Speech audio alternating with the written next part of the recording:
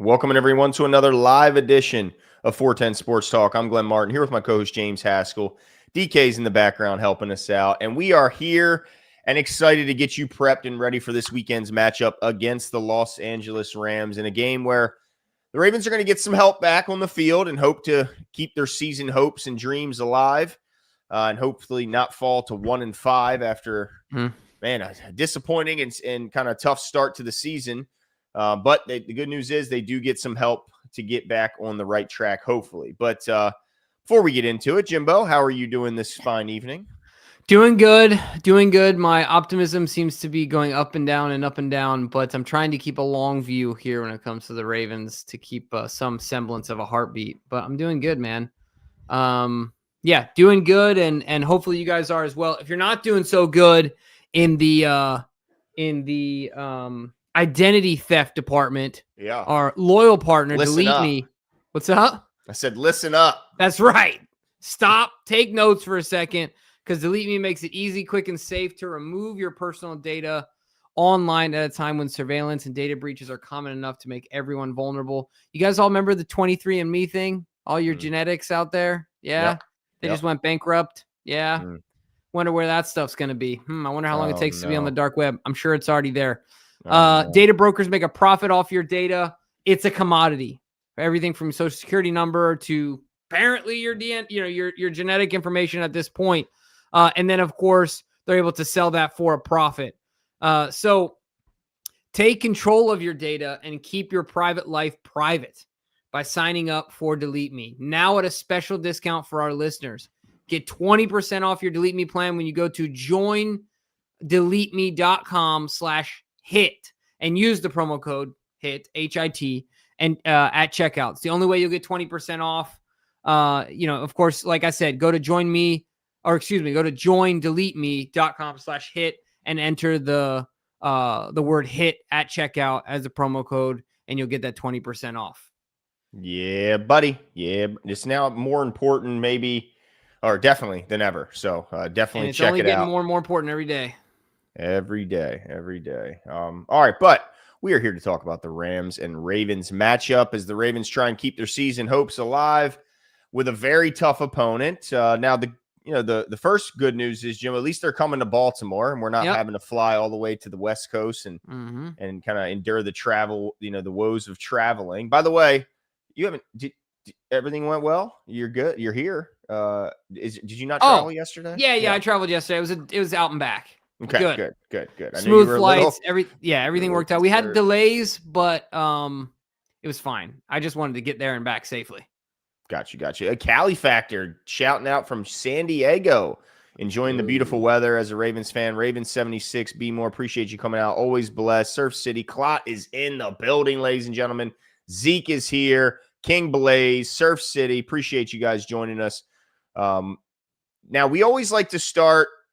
What is this? We got a super chat here. I'm kind of scared to put it up because DK will both then hit it and then it'll go down. I don't want to. Ravens Host Nation says last I started last week. Yes. Stafford. Yeah. I hate to say it, but I mean, we're gonna get into it. But I don't think it's a bad move. I think I saw a list of like the best like top quarterback performers. And they said if you could just make a performer out of every quarterback who's played against the Ravens defense and make them into one player, statistically, they'd be the best, of course. They'd be the best in the league. Yeah. Jeez Whiz. No shock there. But yeah, unfortunately, I would say it's probably not a bad move until proven otherwise to start your players against the Ravens defense. I hate to say it. Can't believe we're here, but it just is what it is. But as we always start, we start with the injury report. And this time, while the list still is very long, we got some good news here, Jimbo. Absolutely. Let's see here. DK, can you zoom in a little bit? Yeah, zoom in just a tad here. Of course, might be because the window. I was going to say, you can take my ugly mug off the screen if you want to. It's fine. There we go. I like that. Okay. All right. So, Jimbo, why don't you walk us through the Ravens? Yeah, definitely got some guys back, like you said, Glenn. Of course, cornerback Chido Awuzie, we know was out last week and was a limited participant in practice. Now he's out for the game, but it's just nice that we're trending in the right direction. Ben Cleveland, I know it was something personal. We don't know what that was yet, right? Right. But the big names, of course, obviously Zay and I didn't know about this before. Did you? What's that? The shoulder and the but I don't think there's any doubt he's going to play. Yeah, got limited participation. But Kyle coming back is huge. Huge. I mean, practice in full 2 days in a row. So, we'll assume that he's back. Same thing with Marlon. Mm-hmm. People have been roasting Marlon, but certainly Marlon is a huge step up from whoever we were going to replace him with. Of course, everyone is watching 8 and Lamar Jackson still is out. I think that was the plan from day one. Yeah. Once we knew he was going to be out, let's give him the 3 weeks and let's come back after the bye. And then the other one I want to talk about, there's of course a laundry list here, but Patrick Ricard is going to be out for this game, but 2 limited practices in a row. He's back at practice. He's back at practice. And what I hear is the plan is after the bye, same thing. I tell you what, the Bears better look out. Dude, we're about to be healthy after the bye. But of course, Roquan is still out. No surprise. Ronnie's still practicing in full, but I don't know how I feel about that even still.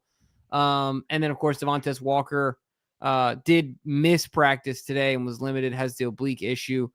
Rosengarten coming back. That to me is just, he's hurt, not injured, if you will. Yeah. Right. And then no boom, kind of the same situation with the ankle. So lots of guys on this list. It's not a great list, lots of key contributors, but there's a trend that's starting to move in the right direction. So there's some hope.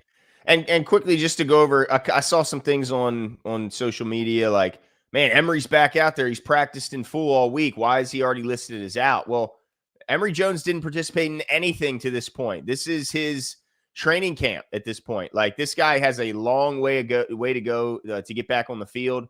I don't expect him to be back before exhausting the full time in which he's allowed to be activated, which I know they opened the 21-day window for practice.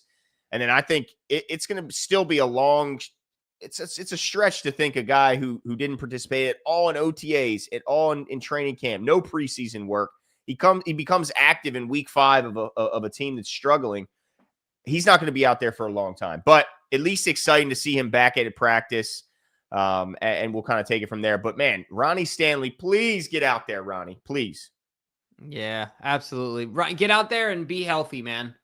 Yeah, I don't know if Ronnie's ever not going to have a limp again. I hate that for him, right? But we'll hope that he's out there and healthy. What's going on with the Rams, man?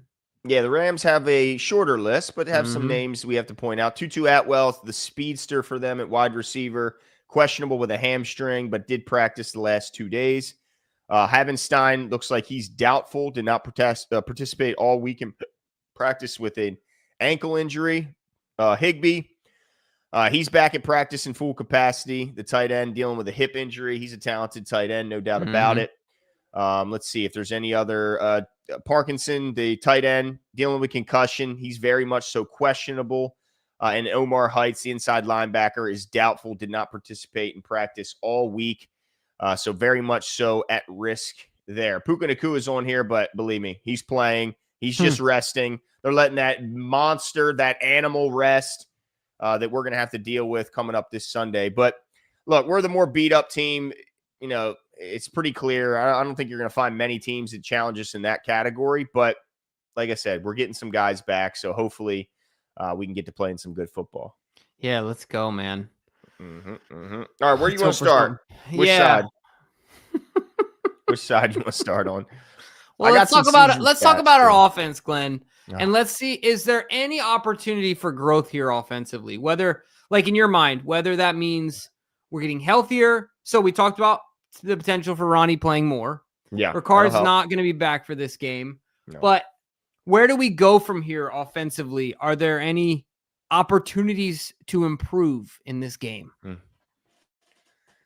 Well, I mean, there's a lot of things I think the Ravens need to do in this game, but I guess the question is where am I optimistic that they can actually do it? Yeah. And that's the tough part, man. Like I think in this game, I mean, I'll quickly go over some of their defense and where I think there might be some opportunities, but the Rams got a pretty good defense. So in points per game, they're 13th. They give up 21.5 a game. They're 10th in yards. They give up 309.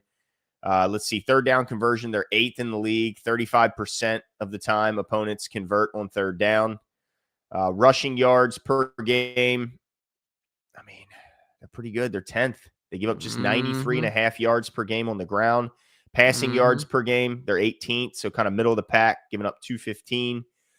So it's not a statistically like dominant defense, but the problem is where they're good at really doesn't help us, Jimbo. It's kind of like they're good at a spot at everything that we're really kind of struggling at. So I'm going to put up here on the screen and kind of go over a couple of the pieces that really kind of scare you about this defense. And it's in the I mean, Jimbo, we talk about it. It's in the trenches. It's in the trenches where the Ravens have lost every matchup this season, except for the Bills game, I'll say. And the offensive side of the ball, I think we kind of dominated in a lot of ways. But since then, he has yet, in all 4 games combined, he has yet to reach the total in which he got in the first game. Derrick Henry, of course, I'm talking about. So, yeah, I mean, let's go over some of their guys. Jared Verse, I'll start there. Yeah. I mean, this dude's terrifying. He's big. He's fast. He's explosive. He's good against the run. He's good against the pass. There's not a lot this guy cannot do. He loves the work that you have to put into to be great, and that's why he's great. I mean, yeah, he's terrifying. And then not to be outdone with 5.5 sacks, Byron Young is really good as well, and he can get after the quarterback. On the inside, they have they got Poona Ford, who's going to, I think, give our guys some problems. Kobe Turner on the outside, he's got 1.5 sacks. I worry about how good they are up front, Jimbo, and because the thing I think they have to do, they got to get the run game back on track on offense, right? We've got to find a way to get Derrick Henry running. But how do we find a way to get Derrick Henry running when every time he touches the ball, he's being hit in the backfield before he can even get his legs moving? That's the part that scares me. So do you see an avenue to get the run game going after what I just told you about their front? You know, I don't know if this makes sense or not. I like to think that I know a decent amount about football, but certainly I do not know everything, and I will admit that. Is there a world in which we live that there will ever be a scenario where there's not 8 in the box here? Like the only way is if we beat them with a couple deep balls. So or even just simply, okay, so say they're not deep home runs, but like, can we be effective enough in the pass game to back them off in however that looks? Do you know what I mean? Like, do you have any faith in that? Well, can Monken orchestrate that, and can Cooper Rush deliver? Well, I think the good news is their corners. I mean, look, their starting corners, Emmanuel Forbes. We know about that guy, right? We saw him firsthand, up close and personal when he was with the Commanders. The skinniest football player I've ever seen in my life. We saw Zay Flowers shaking him out of his jock. He couldn't stay with him. He was out of the screen. So I see an opportunity with a physical receiver to push that guy around. I think DeAndre Hopkins, I mean, we saw him make how many great plays? If you can get a one-on-one with Emmanuel Forbes and DeAndre Hopkins, I will take my chances 100 times out of 100. Now, let's also remember, I was looking over some of the box scores of their results, and we talked about it, how good coaching makes a difference, and we kept referencing San Francisco beating this Rams team with a very beat-up roster, and they found a way to do it. So I looked at that box score. I should have had it prepared. But who was it? Juwan Jennings had 10 catches. Like, 10 catches, and a lot of it was on Durant, it was on Emmanuel Forbes, but primarily a lot of it was on Durant. So I do think their corners, there's some vulnerability there. It's just they're so good up front that they make their corners better, you know. And we suck up front in the pass game. I mean, the only area where we're adequate, I think, is fair to say, would be rushing the football, right? Yeah. From an offensive line perspective. So that's just a bad proposition. The thing is, I think that in the past we've been infuriated with Monken throwing the ball so close to the line of scrimmage at times when we feel like, dude, it's 3rd and 8 or 3rd and 4. Like, let's not throw a 2-yard pass, right? Type situation. But maybe it's time, Monken, pull out all the short stuff, get the ball out of his hands fast. Yeah. Do what you can to get these guys up front winded, get their team to have to change something But man, Glenn, if I had to put any money on it, I would be extremely scared because that's my concern, right? Derrick Henry is everything to this offense right now, and he cannot get going. He can't. He couldn't get going against the Texans, and it's just been he's driving the struggle bus, dude. He is the conductor. So, if there's an opportunity, I think here, like you said, it's can we pass the ball on him? Isn't this what the Niners did to him? They did. They got the ball out of his hands quick, and right. I mean, Juwan Jennings had 10 catches for like 150 yards. Is Mac Jones that much better than Cooper Rush? I guess so. Well, I think that what we saw is really the difference in coaching. Yeah. Shanahan outcoached McVay. Yeah, he's used to having crappy quarterbacks, right? And also Shanahan, I think, didn't McVay come off the Shanahan tree? Yeah. So Shanahan, doesn't he always be like? I feel like he always bests McVay. Yeah, he's kind of the one. Yeah, and McVay usually gets the better of most teams, but not the Niners. Yeah, and so you'd like to see the Ravens show up when it comes to coaching, right? Come up with a plan, because the tough part is you want to try and beat them over the top to back off their safeties and lighten their box, but you don't have time to throw the ball deep. They're going to be all over Cooper Rush like so quickly that the only way you'll be able to run deep shots is if you can run the ball and then play action. But how the hell do you run the ball when your offensive line looks absolutely clueless sometimes out there? I mean, backs are turned and guards just look lost in the sauce. We can't even double team guys effectively. Our double teams get split, Jimbo, and they just go right to the quarter. I mean, it's like we can't do anything right on the offensive line, and that's where it's like, okay, well, you got to get a run game so you can play action, because you can't just traditionally drop back and expect to pass block long enough to get a deep shot. Right. But you get the run game going enough to get play action to be effective. So it's really, man, I mean, they have to play absolutely perfect on offense. They cannot turn the ball over 3 times like they did last time. We cannot throw the ball to the other team. We can't put the ball on the ground. I love the fact that Jimmy, I'll give you credit. You called it right away with Derrick Henry fumbling on those sleeves, and then we talked about it for 3 weeks, and we have never seen the sleeves again. So you saw it right away. It's the sleeves. Yeah. Sleeves, it is 100% immediately, and now the sleeves are gone, and the fumbling has somehow gone as well. Now he hasn't had a ton of room to run, but at least he's not putting the ball on the ground. But it's just like it's frustrating, and it's challenging to see the way they're going to get out of this hole when it all starts with the offensive line. If the offensive line does well, then they can run the ball, and then they can have the opportunities to back them off with deep shots. But if they don't play well against this front, it's going to be a painful ass whipping again at M&T Bank Stadium. Yeah, it's going to be a tough one to watch, man. I guess let me offensively, our offense versus their defense. We knew what last week looked like. Is it better? Is it the same? Is it worse? The last week? In comparison to last week. Just offensively is what we're talking about. I think the Rams are a better offense than the Texans. No. I'm saying our offense versus their defense. Oh, their defense. Is it better, the same, or worse? Man, they're kind of good in a lot of the similar ways. Like, they had 2 great edge rushers for Houston, and I think they got a great defensive front. So I think it's a very similar team. They got fast linebackers. They're a little undersized but can run. Like, who's their Landum? Dude, their linebackers can run. They're just undersized, but we didn't make the Houston Texans pay for that. So why do I think that we can make the Rams pay for it? I look at them as very similar in a lot of ways, and we saw how it went last week. So what you're saying is more of the same atrocity. Oh, man. Unless Ronnie's out. I mean, Ronnie will make a big difference if he's Ronnie. If he's the Ronnie we know, he'll make a huge difference, because Noteboom, I mean, holy smokes, it was bad. I mean, you pile that on what was already happening on this offensive line. So Ronnie could help, but is he enough? I don't know, man. I don't know if he's enough to get over it, especially we still don't have Pat Ricard. Like, Pat Ricard would help fill a lot of. Now, like, he's not going to like, when Pat comes back, it's not like, oh, everything's better, but he will help a lot. And I think he would help a lot in this game, help, kind of chip and provide a little help to the tackles. But oh, man. So it sounds like more of the same.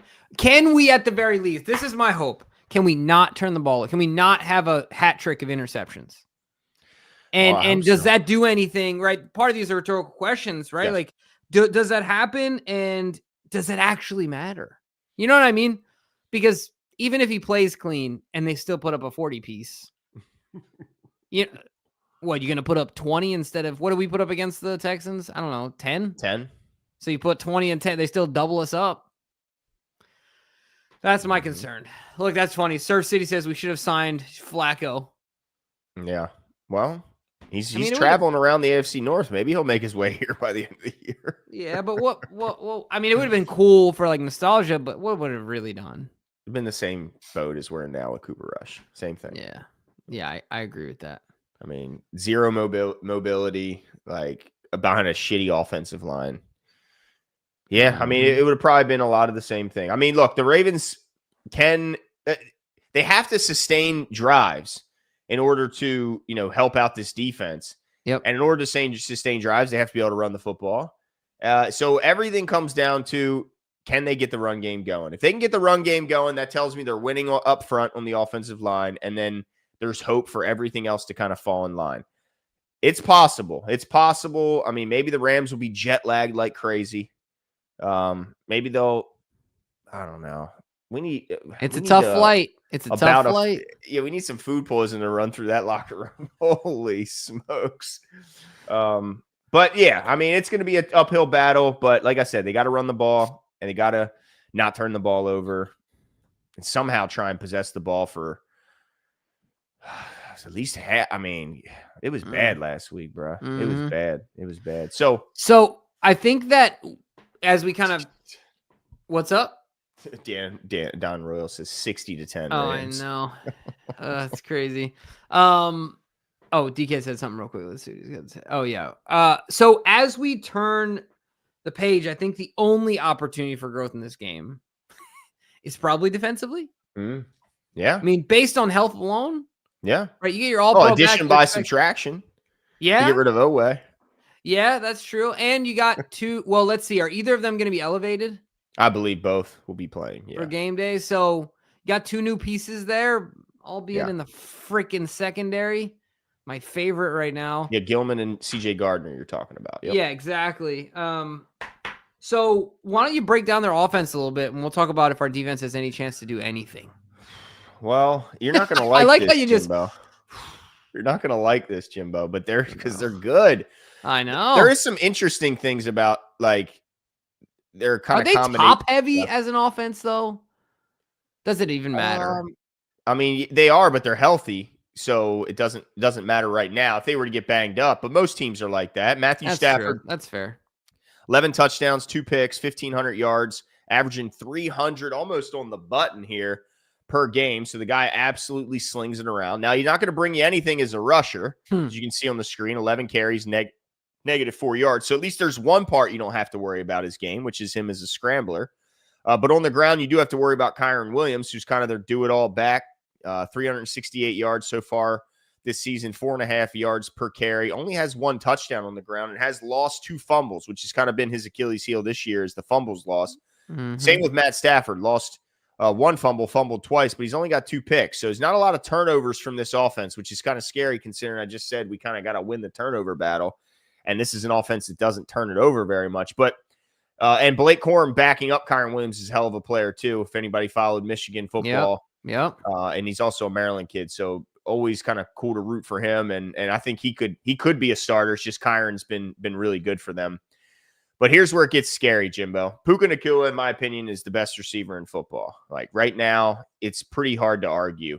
Yeah. Like 588 yards. He can do everything. He's got probably the best hands in football. The catch we saw last year totally just it'll never go out of my head. He was full extension, ridiculous. Arms out, no gloves, bare hand in the rock, and then just smashed into the turf, and that ball didn't move a millisecond. I mean, this guy's hand strength is unbelievable. Unbelievable. And then he's so good with the ball in his hands that they get him the ball a bunch of times quick because he can break tackles. He's strong as a horse. Like he's strong. He's not crazy fast, but he's just hard to take down and he knows how to run routes. He gets open. Opposite him is Devontae Adams. We all know he's every young receiver's favorite receiver. This guy runs, I mean, his route running was the standard in this NFL for years. Now he's getting a little older, but he can still get open because, again, he did it with route running, not speed. He's got 3 touchdowns. He's averaging 16.2 yards a catch. 357 yards. The thing I found interesting, Jim, but look at this.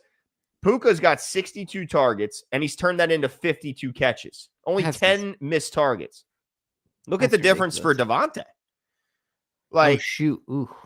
You know what I'm saying? Like, it's crazy. Now, the reason is because they get the ball to Puka in a bunch of ways, including at the line of scrimmage right away. So there's a lot easier receptions, and with Devontae, they get him the ball deeper down the field. But I didn't expect to see 24 missed targets for Devontae Adams. And I wonder if, like you said, outside of scheme, Puka at this point in his career is probably much better at creating space quickly than Devontae at this point in his career. And better with the ball in his hands, not even close. Yeah, like, this dude is tough to tackle, is Puka Nacua. And then, but it's a big drop-off after that. They throw the ball a ton to their running backs. And they like to get Higbee the ball if he's healthy, but he's in and out of the lineup constantly. So you will see other, replacements in there, like Parkinson's got 5 catches or 5 targets. But yeah, I mean, Tutu Atwell, look, 41 yards per catch. I mean, this guy's obviously he only has 9 targets, 4 catches, but when he catches it, it's probably a 40-yarder. So yeah, they got a good team that is really well coached. They come out with I mean, he's going to throw the ball over the yard, and the scariest part is they're going to make us look silly. Oh man, I hope you're wrong. C King says, "Why on earth do we play 15 yards off the wide receivers? Why, man? Was that? It was like you segued me literally to what I was about to say, and I was like, oh, I'll read this comment, and then I'll go back to what I was saying. Well, no, because you just perfectly set me up. All year we've been playing this soft ass defense, where we're like, wait for you to make a mistake, and no one's making any mistakes. Go after their ass, press them, rely on all this money you have in the secondary, make them earn it. Get in their face and go after his ass. We have no pass rushers. Like, we have no one. So you got to send a bunch. So because if not, they'll just move it down the field. Yeah. Go out swinging. Either let them score in one play because you sent the house and they caught you, or just whatever you do, don't let them just march down and take the air out of the ball and just kill the fans and dominate possession. No. It's so interesting to me, Glenn, because I've been noticing that as well, and I've been hesitant to bring it up because sometimes, like earlier on in my fandom of football, I didn't understand context as well, right? Like, you say dumb things as a kid. Well, why aren't they just doing this? Like, I used to be like, why aren't they just running it to the outside? Why are they running it up the middle? Like, stupid stuff like that as a kid, right? Yep. But so sometimes I try and check myself in my head, and I'm like, okay, contextually, how does this make sense? Just like you're talking, how are we so far off this receiver? Are we this concerned all the time? Like, this is our plan. This is the best we got here. Yeah. So I'm glad that I'm not the only one seeing this, thinking this. I'm glad you agree with me. But to your point, Glenn, I agree with you 100%. Make these guys earn every dollar, earn every bit of their draft status, every bit of investment we've made into them, and get it done for us. Bring us home. Like, if you don't have the like you said, the front, the purebreds up front, right? The big boys that are going to get it, the thoroughbreds. There we go, getting it done. Then they're in the back end. You got to lean on them. Yeah, got to lean on them, man. Anyway. Automatic. C King says, King of the Sea says, automatic first downs every snap. Yeah, it's wild, man. Yeah. It is wild to see guys line up behind the sticks in a third down situation. And in my head, they don't even tackle well. Right. And I'm trying to think, okay, what am I not seeing? What am I not understanding? Because this is so foolish to me that there has to be something that my simple mind is not understanding.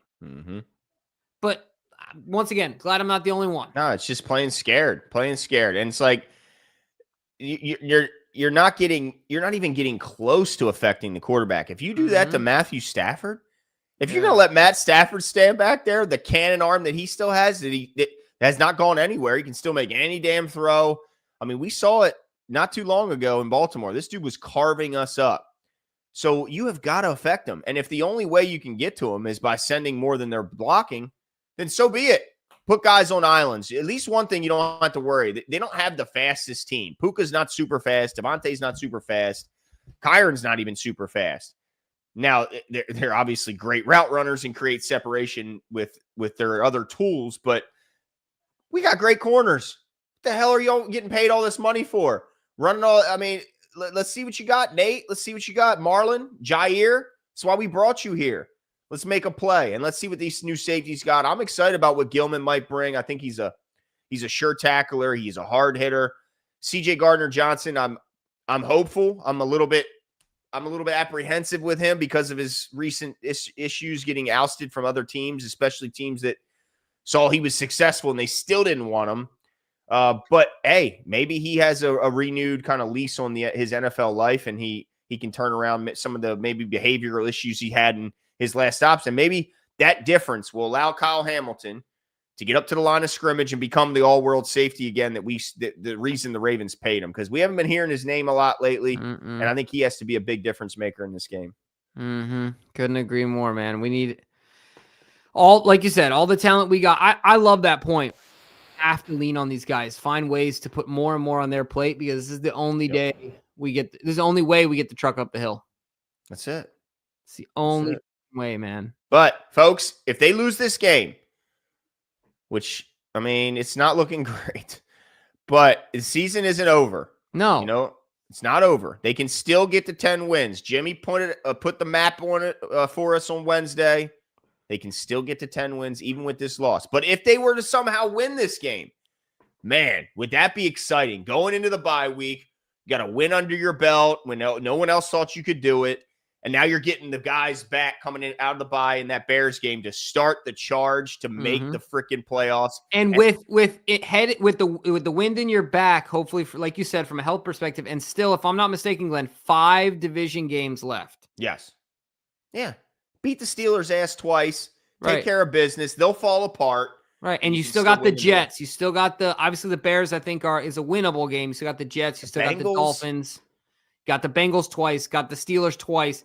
To me, I think those are 6 winnable games outside of, and I'm not even including the Browns, who are a dumpster fire. So not that we're not, we are too, but mostly because of health. Right. So certainly there's still opportunities here, and the North is what it is right now. So I agree with you, Glenn. Like, let's get this game healthy and let's see some good things. But it would be exciting for them to win this game. King of the Seas says, I remember when we had separation wide receivers. I remember being a good team. Stout offensive line, gangster defensive line. Pepperidge Farms remembers as well. Yeah. It was not that long ago. Yeah. But man. Do you remember? You know what I mean? Come on, keep going. I could, but I don't want everybody to sign off real quick. Yeah, I feel your pain though, C King. I mean, it's. I hope they can somehow figure a way to get back to where we were, but we're certainly not the bullies of Baltimore or the feared defense that we once were. Not right now. Not right now. That's for damn sure. But gotta manufacture wins, right, Glenn? Yeah, because I mean, if we get to the playoffs and we're healthy, 10 wins, not 9 wins, whatever it takes, nobody's going to want to see a healthy Ravens team that are going to be picked as the underdogs at that point. Like, we might not participate or play well from that favorite position, but I like our chances if we go in as an underdog if we're healthy. So let's see what happens, man. I guess crazier things have happened. We just saw the Giants. Look, if the Giants can knock off a healthy Eagles team, and the Jaguars can beat a Chiefs team while losing the turnover battle, folks, like, why can't the Ravens pull off the upset? Again, Niners just beat this team. Now, they're coming off of a mini bye, which isn't doing us any favors. Apparently, they practiced. Did I hear correctly? They practiced at Camden Yards? Or they're going to after our matchup before they go to London? Okay. I see DK nodding approvingly. So, yeah. Which I guess that's cool. I guess we'll be nice. Better not tear up Camden Yards, Rams. Yeah, leave it alone. You better not make them. You better clean up after yourself. I'll tell you what, it's been a rough year for Baltimore, Maryland sports. If Tank Davis loses to Jake Paul, oh no, it quits. I'm done. Put a fork in it. No Crust says Ravens need to get back to having nasty maulers. Yeah, everywhere. Everywhere. Yep. All right, should we get to our over under? Yeah, first let's quickly, if DK has it prepared, show last week's winners. Oh, he doesn't have it ready. Okay. All right. Well, I guess we'll go into, where are we going? Are we going to the queue? Are we queuing the music? Oh, DK. I mean, Jimbo. Did you do? Oh, you did delete me. You did. I did. Right? Okay. All right. Oh, you got it, DK? He's ready. Let's see it. Who won? Hell yeah, boy. So now is it 2-2-1, DK? Nah, yeah, 2-2-1. Yeah. DK with an 0-4. Was that back-to-back 0-4s? I think he went 0-4 last week. What's going on? He creates them, guys. He's the one who makes them up. Oh, my gosh. But I think his problem is he's overthinking. That's it. He has all the time to think, whereas we just... Right off the top of the dome. Let's go, baby. Know? Thinking for a long period of time has never favored me well. I keep trying to think and nothing happens. That's right. I just keep thinking of the word think now. All right. Well, let's get into this week's. And then our winner. Sorry, our winner was posted on Instagram. Do you have a name, DK? He's pointing at something. Sorry. Ron Smelton was the winner of week 5. He also won week 1. Yes, this is 2 times. So he will get a long sleeve shirt this time. 2 times. 2 times. Shout out. But so I think we already have your information, Ron. We'll make sure to get that one to you as well. But all right, Glenn, let's get right into it. Cue it, DK.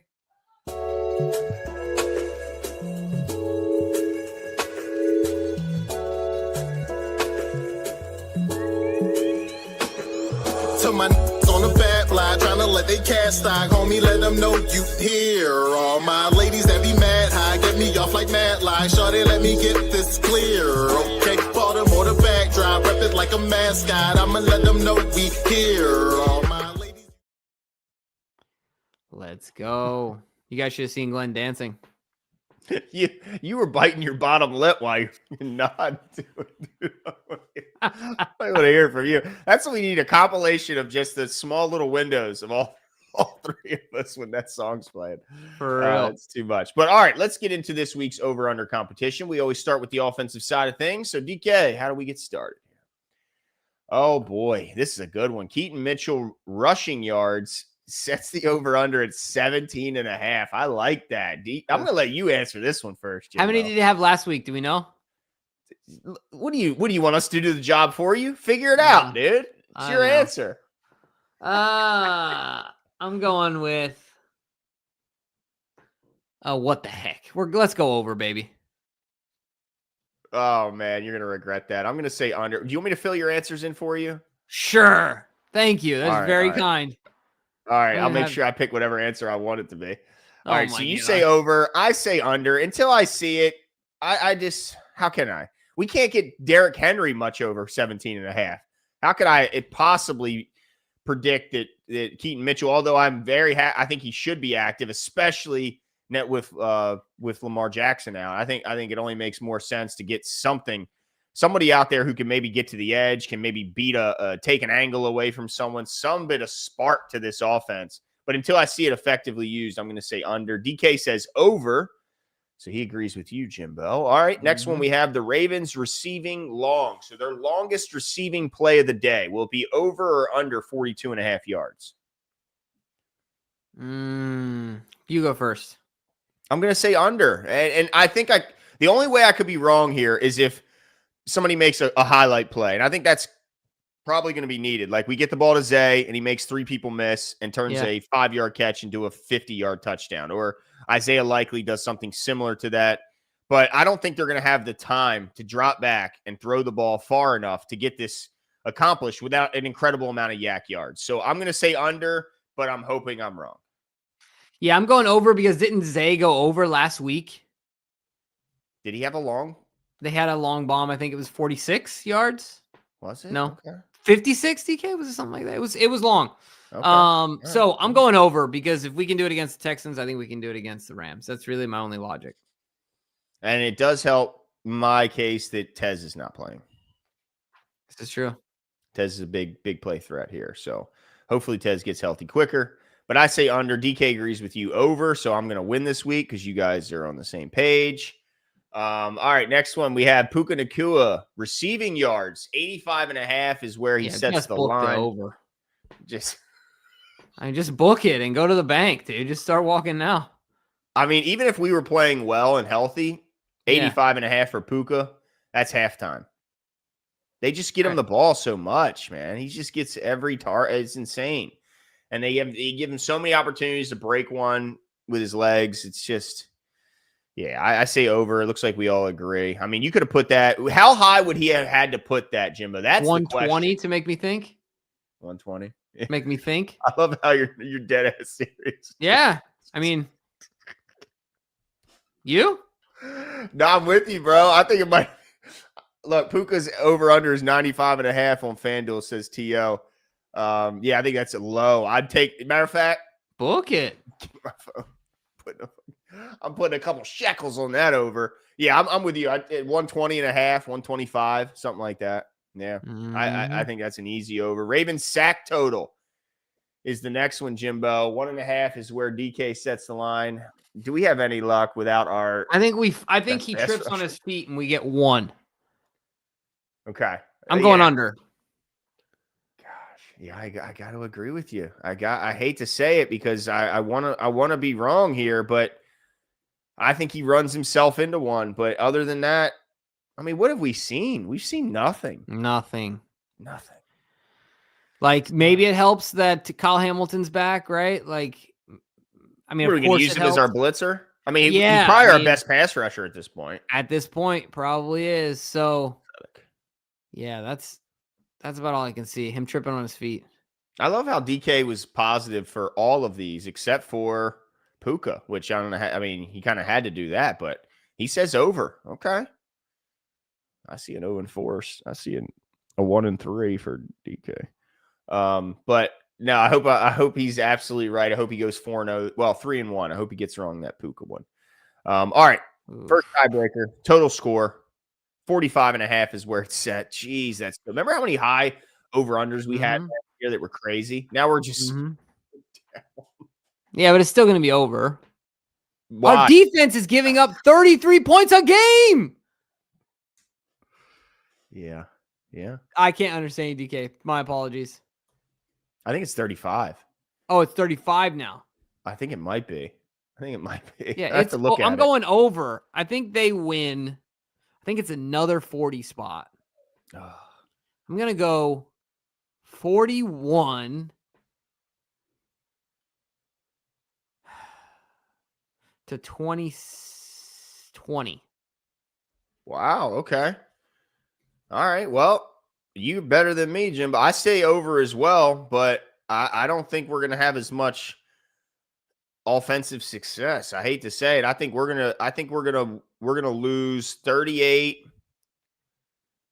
I think we only get to 10 again. I think it's 38-10.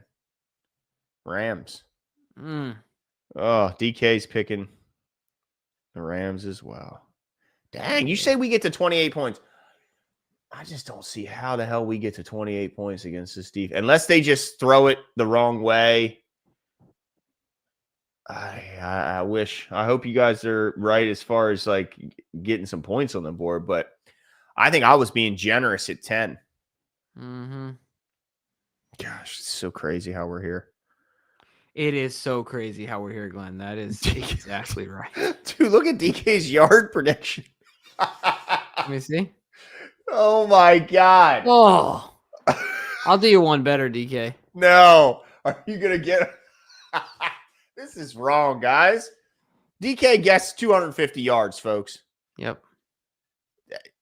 And James undercut him at 230s. And I'm doing you dirty, Jimbo. Oh, no. I'm doing you dirty. Oh, my gosh. I'm doing you dirty. 235 is my prediction. I'm going to take the under. And, dude, DK just put in our chat. It was 207 last week. We're all over. God. I don't think heads roll after this one. No. Yeah. I don't. No. Yeah, Adam, somehow I'm John with you. and Eric have kept the heat off themselves and put it all on the players, thus the trades. trade and acquisition, excuse me. King of the Sea says, just saw Tez injured. The beat goes on. Yeah. Yep. Oh, man. Asmodeus said that the Chiefs threw the ball the wrong way and we still got our butts whooped. My score prediction is 60-3. Oh, man. Oh, yeah. Man. This a problem. Yeah, it's crazy, man. But just think, guys, what if? They might. They could. Might. What's it going to take, Kwame? A miracle. You ever seen the Angels in the outfield, folks? If you haven't, great family movie. Isn't that Build It and They Will Come? No, that's Field of Dreams. Wait, Angels you said Angels in the outfield. Yes, my bad. Yes. Angels in the Outfield. If you haven't seen it, great family movie. Your kids will love it. But basically, angels help them win, and that's what we need. We need angels to fly, catch the pass from Cooper Rush midair, and then guide it right into the waiting arms of one of our receivers. And then we need one just batting balls down in the secondary for us. Just Stafford's ball hits an imaginary wall in center. No one knows what's going on out here. That's what we need. We need craziness to happen. You're not wrong, my man. Yes, Angels in the outfield. Yes, punch Dave. Yes, you know what I'm talking about. Oh yeah, you know what I'm talking about. Angels in the outfield. Great movie. Danny Glover, right? That's right. Danny Glover was the manager of the baseball team. Yep, you got it. Remember him in Shooter? You ever seen Shooter with Mark Wahlberg? Oh yeah, he was a bad guy. Yeah. I love that movie. Because I don't care. We done here. That's right. He was no joke in that movie. He's really, Lethal Weapon. Come on. Lethal Weapon. We should just talk about movies at this point, not even the Ravens anymore. Until after the bye. Let's just talk movies. Back when movies were great. Yeah, exactly. Jimbo, are you sad? John Jay thinks you're sad because Oweh got traded. No, I'm not sad at all. No. I'm actually elated. Good riddance. Dude, and shout out, my mom got Henry a Benny the Jet Rodriguez jersey for his birthday.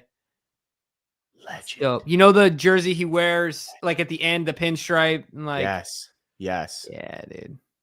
He loves it. You gotta get him some PF Flyers, bro. Well, he's got some black shoes that he calls his, and Tanya bought him the pants, the dark denim that are extra long, so you have to roll it up at the bottom. Yeah. Oh man, is this Halloween costume time? That's his Halloween costume. He does. He knows it, but he rocks it. Period. He just looks dope, right? I love that, Benny the Jet. Yeah, buddy. Dude. Yeah. Anyway, well, I think that's it for us tonight, folks. Yeah. We're not talking about Benny the Jet. We need Benny the Jet out there, so we need him coming off the edge. We'll take it. Get in a pickle, baby.